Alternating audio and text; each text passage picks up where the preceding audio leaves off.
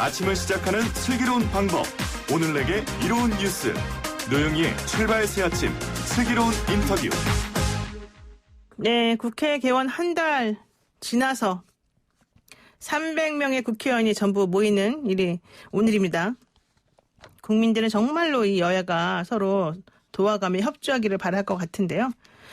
그렇지만 여야는 국회로 모이지만 7월에도 이 국회 돌아가는 모습은 그렇게까지 녹록하지는 않을 것 같습니다. 신경전이 팽팽할 것 같은데 공수처 출범을 둘러싼 이 몰아치기와 버티기 이게 좀 예상되기 때문이라는군요. 오늘은요 국회 법사위원 김종민 더불어민주당 의원과 연결해서요 공수처법 개정 검언유착 수사지휘 한번 얘기 나눠보겠습니다. 의원님 안녕하세요. 예, 안녕하세요. 김종민입니다. 네, 지금 법사위 소속이시죠? 예. 법사위 가고 싶으셨어요? 왜 웃으세요? 법사위 싫으세요? 지난 20대 후반기에 법사위원을 했는데요. 네. 그때 진행되던 검찰개혁과 사법개혁 일이 아직도 진행 중입니다. 그래서 하던 일 마무리한다는 차원에서 아마 배치를 한 것 같습니다. 아, 내가 하다 만 거는 나는 중간에 나오는 것 없다. 끝까지 한다.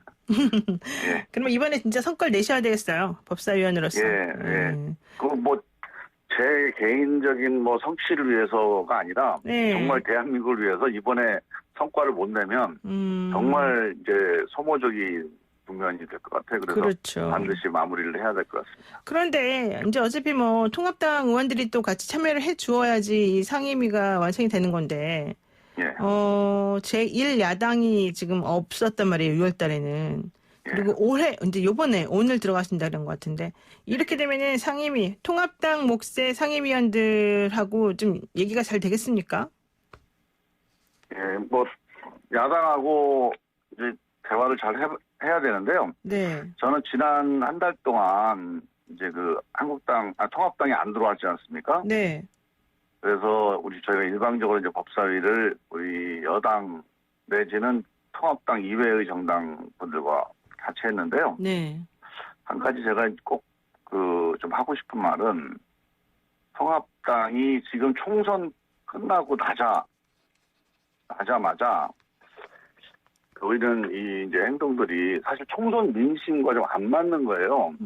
그래서 저는 총선 민심의 핵심이 통합당이 120석의 거대 야당이었음에도 불구하고 자꾸 장외투쟁으로 이렇게 일관했던 거. 여기에 대해서 국민들이 냉정하게 비판적인 평가를 한 건데 아직까지도 지난 20대 때 그런 분위기가 달라지지 않았구나. 아, 그렇겠네요. 이런 총선 민심에 대해서 네네.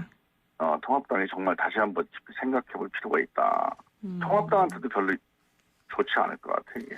그러긴 하겠죠. 어쨌든 제 질문은 상임위원이 이제 재분배될 수도 있느냐 아니면 기존의 박병석 의장이 만들어 놓은 그 통합당 위원들이 그대로 상임위원으로 들어오느냐 이거 잘 모르시죠? 그건 이제 통합당에서 네. 상임위 명단을 내면 당연히 바뀌겠죠. 바뀌는 그거는 이제 임시로 어쩔 수 없이 의장이 배분한 거니까요. 네, 알겠습니다. 그럼 아직까지는 명단이 정확히 나오지 않은 상황이니까 좀 조심스러우실 수 있겠네요. 예. 자, 그리고요. 지금 더 중요한 문제가 있습니다. 민주당에서는 법사위 소속 위원들로 공수처장 후보 추천위원회가 이제 만들어졌는데요. 7월 15일까지 출범하려면 여야가 다 추천 후보를 내야 되잖아요. 예. 이게 가능할 것 같습니까? 이 상황에서? 민주당은 이제 준비를 하고 있고요. 네. 통합당도 그때까지 법을 지켜야 되니까. 네. 저는 근데 이제 7월 15일까지 딱 될 거냐는 거는 잘 모르겠는데, 최대한 노력을 해야 된다는 말씀만 원론적으로 드리고, 결과적으로 이제 미래통합당이 이걸 거부하는 거는 저는 가능하지 않다 이렇게 봅니다. 왜요? 왜냐하면 이게 이제 법을 안 지키는 거거든요, 결국은. 네. 근데, 우리 국민들이 어떤 법에 대해서 찬반 의견이 있을 수는 있지만, 네. 법이 이렇게 입법이 되면 내가 지지하지 않는 법이라 하더라도 또 나에게 손해가 되는 법이라 하더라도 지켜야 된다. 네. 이게 이제 우리 국민들의 합의사항이잖아요. 네. 통합당이 의견이 좀 다른 법이라 하더라도 법은 지켜가면서 즉 이게 위원은 좀 추천위원은 내서 그 안에서 그 공수처장 후보를 논의할 때 그 통합당의 의견을 적극적으로 개진하는 방식으로 네. 그렇게 가지 않을까 그렇게 전망을 해봅니다. 그러니까 어쨌든 악법도 법이다. 일단 법을 지켜야 된다. 이게 요점인데. 네, 우리 국민들이 법을 안 지키는 것 또는 법을 이거를 무력화시키는 것 이거에 대해서 별로 지지하지 않을 것 같아요. 근데 공수처 뭐 한 게 지금 문제라고 헌법성까지 내놓은 상태이고 야당이 추천위원회 끝까지 안 내면 방법이 없지 않습니까? 15일까지는. 그러면 이제 법을 개정해요. 뭐 법을 개정하는 등 여러 가지를 이 법의 취지를 살리기 위한 다른 조치를 해야 되는데 저는 야당이 그렇게까지 끝까지 안 내는 방식으로 가지는 않을 것 같아요. 아, 끝까지는 아니고 그냥 한 명은 낼 거다 추천을. 뭐 한 명이 아니라 이제 지금 이제 추천위원은 내고 그 추천위원 내부에서 논의 과정에서 이제 뭐 여러 가지 자기 의견을 내겠죠. 그렇게 지금 보시는군요. 네. 네, 좋습니다. 그리고 통합당에서는 국회를 복귀하면서 사실은 엄청나게 강력한 투쟁을 예고하고 있습니다. 검언유착 특검, 그리고 윤리학 논란 국정조사를 꼭 하겠다 이런 입장인데요. 사실 통합당에서는 빈손으로 들어오는 셈이 되기 때문에 이거를 꼭 뭔가 좀 실천을 시켜가지고 이슈를 만들어야 된다는 게 생각일 것 같아요. 네. 어떻게 보세요? 이번에 추미애 장관이 윤석열 총장에게 깡패짓 했다, 뭐 이제 이런 얘기 한 거라든가, 미래통합당에서 추미애 장관을 탄핵하겠다라고 한다든가 이런 건 어떻게 보세요? 그거는 뭐 이제 그야말로 정치적인 공격이죠. 그러니까 지금 추미애 장관이 그 장관의 임무가 우리 이제 일반 공무원, 직업 공무원들의 이제 그 업무에 대해서 네. 국민을 대신해서 지휘하는 게 장관의 임무예요, 사실. 네. 그러니까 이건 이제 대통령이라고 하는 대표를 통해서 우리나라 직업 공무원들을 지휘해달라. 이게 이제 우리 헌법상의 그 정의거든요. 네. 그럼 대통령이 뭐 일일이 다 모든 부처를 다 관할할 수 없으니까 장관을 보내서 지휘 감독을 하는 겁니다. 그 장관의 지휘 감독은 곧 대통령의 지휘 감독이고 이건 곧 국민의 민주적 통제의 일환인데 이거에 대해서 의견이 다르다. 의견이 다를 수는 있죠. 근데 의견이 다르다고 해서 이거를 거부하는 것, 또 이걸 거부하라고 하고 또 이 지휘 감독에 대해서 이렇게 깡패짓을 공격하는 것, 이거는 기본적으로 이 헌정 질서를 흔들어 버리는 거예요. 이렇게 되면 모든 직업 공무원들이 네. 자기 개인의 의견이 다르다고 해서 장관이나 대통령의 지휘 감독을 거부한다면 국회에서 만든 법의 지휘 감독도 거부할 수가 있어요. 그럼 이게 대한민국 안 돌아갑니다. 이래가지고는. 기본적으로 우리 직업 공무원들에게 막강한 권한을 주잖아요. 검사들한테 국민의 기본권을 제한하는 권한을 주잖아요.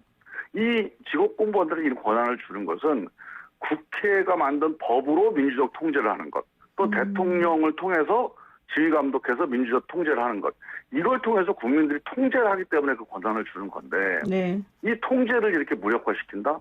이렇게 흔들어버린다?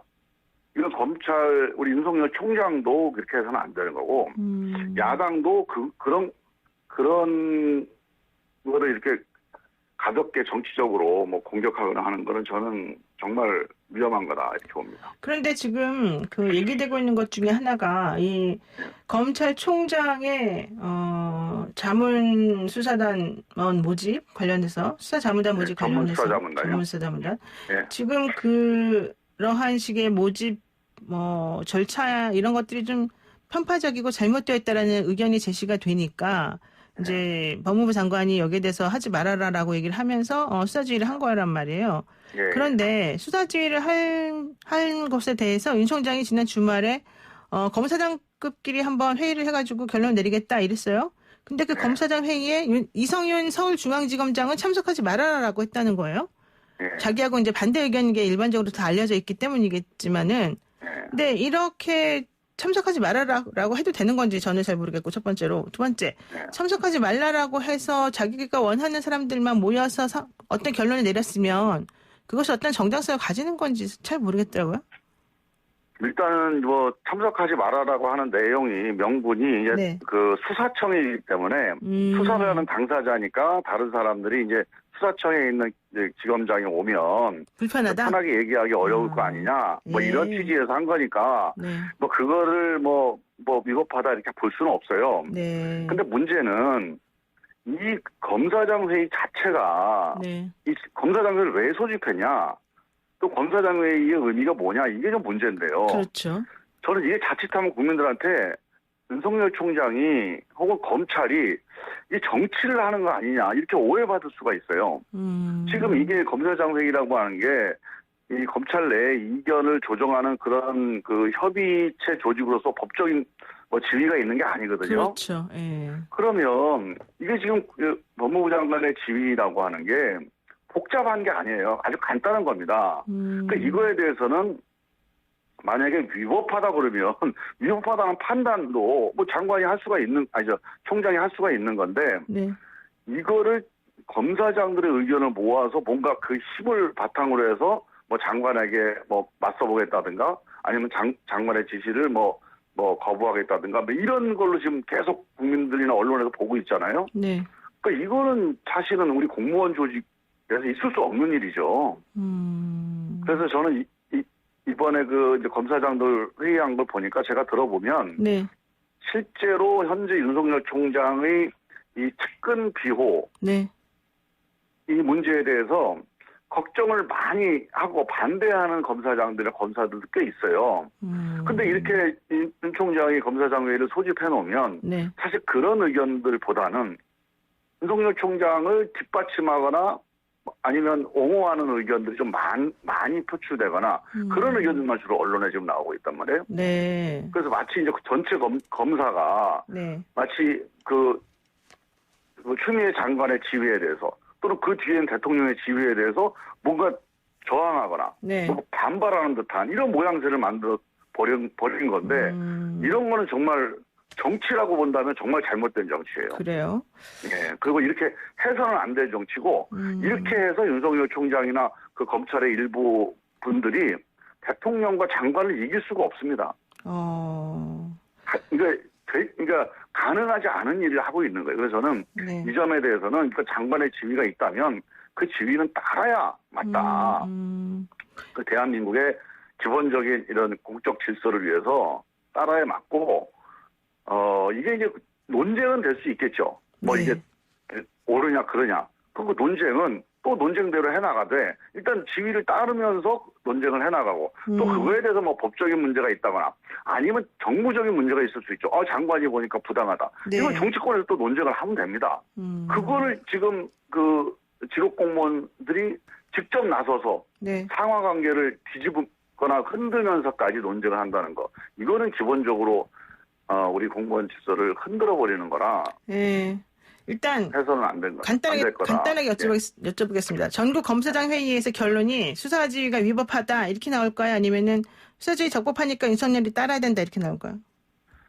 저는 뭐 그게 딱 결론이 한 가지로 나지는 않을 것 같은데요. 제가 이렇게 이제 언론 보도를 보면 네. 이 전문수사자문단에 대해서는 뭐 그 지휘를 받아들이되 그 총장이 수사 지휘를 하지 말라고 한 것은 위법하다. 위법 소지가 있으니까 이 점에 대해서는 뭐 재고 요청을 하자. 네. 뭐 이런 얘기가 나오는데 네. 저는 이런 얘기도 사실하고 안 맞는 게요. 네. 지금 추미애 장관이 수사 지휘를 한 내용이 검찰총장의 권한을 제한하거나 뭐 권한을 없애버린 게 아니에요. 네. 수사 지휘를 하는데 수사 중간에 수사 개입을 하지 말고 이 수사팀에게 맡겨놓고 있다가 그 수사 결과만 보고를 받고 궁극적으로는 수사 결과를 가지고 지휘를 해라 이런 취지거든요. 네, 네. 그러니까 알겠습니다. 수사 지휘의 한 방식으로 네. 제안한 거고 이건 추미애 장관이 제안하기 이전에 이미 윤석열 총장이 6월 4일 날 서울중앙지검에다 그 뜻을 지시한 적이 있어요. 네. 일단 나는 이 사건에 대해서 나는 일체 보고를 받지 않고 결과만 보고받겠다. 그리고 대검 부장회의에서 결론을 내겠다.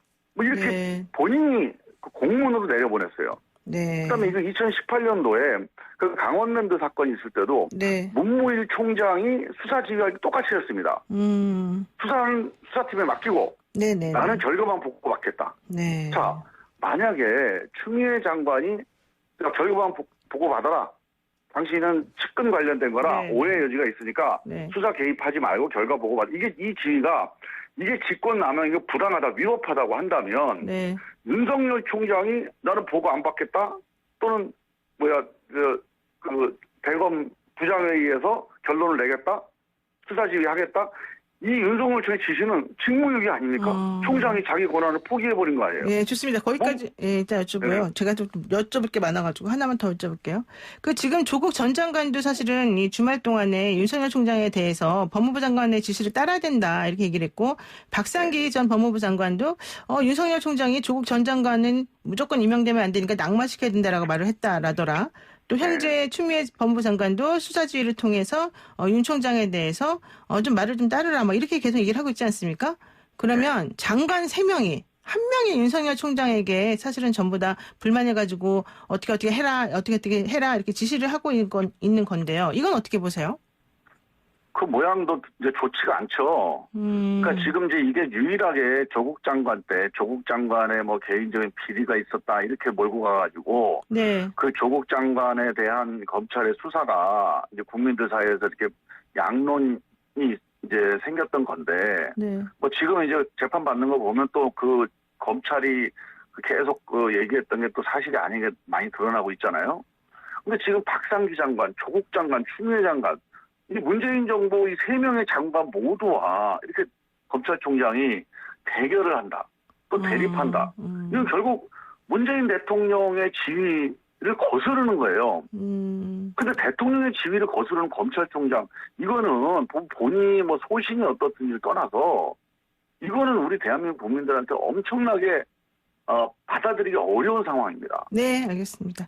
마지막 김종민 의원은 최고위원에 도전하십니까? 예, 이번에 좀 출마를 하려고 생각하고 있습니다. 네, 잘 되시길 바라겠습니다. 예. 예, 오늘 말씀 여기까지 듣겠습니다. 고맙습니다. 예, 감사합니다. 네, 지금까지 김종민 더불어민주당 의원이었습니다.